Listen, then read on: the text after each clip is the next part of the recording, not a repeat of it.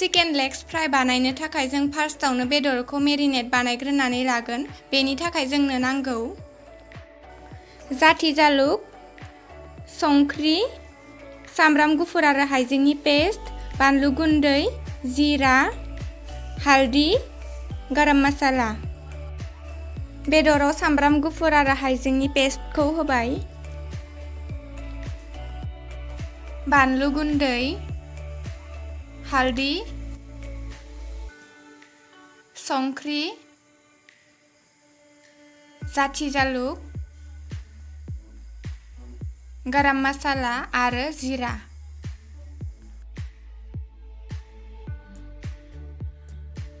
दा बेखौ मोजाङै गलायनानै 30 मिनिट्सनि थाखाय खोबना दोननोसै।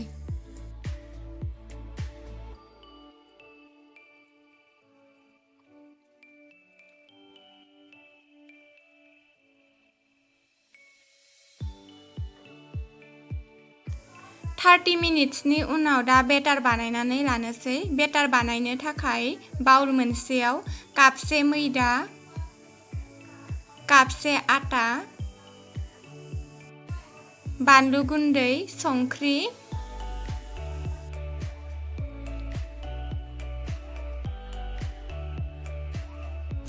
सय सस सामुस 2,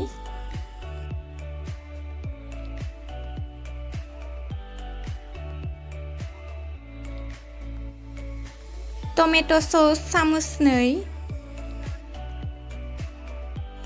दा गासैखौबो मोजाङै गलायना लानानै दै होनानै बेटारखौ बानायनोसै।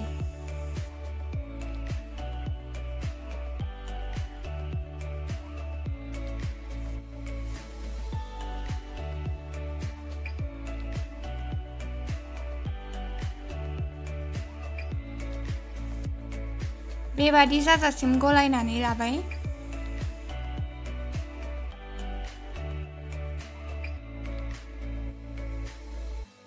दाउखौ बेटाराव मोजाङै गलायनानै दा थावआव संहैनोसै।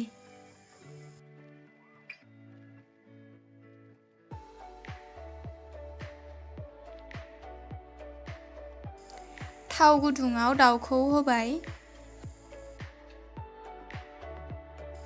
दा बिखौ 30 मिनिट्स मिडियाम फ्लेमाव एवबाय थानोसै। गेजेर गेजेर खोबनानैबो होगोन आरो एरनानैबो होबाय थागोन।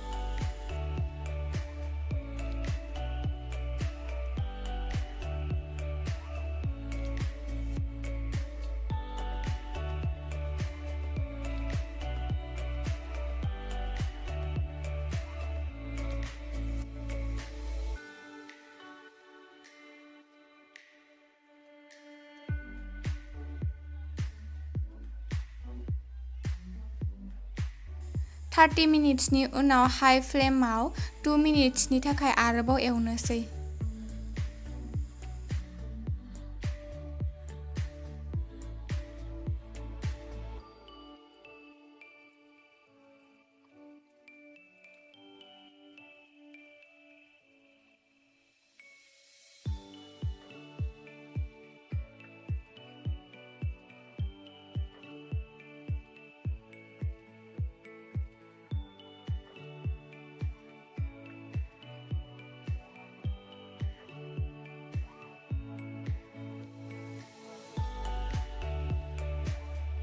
गासै 32 मिनिट्सनि उनाव लेग पिसआ मोनबाय।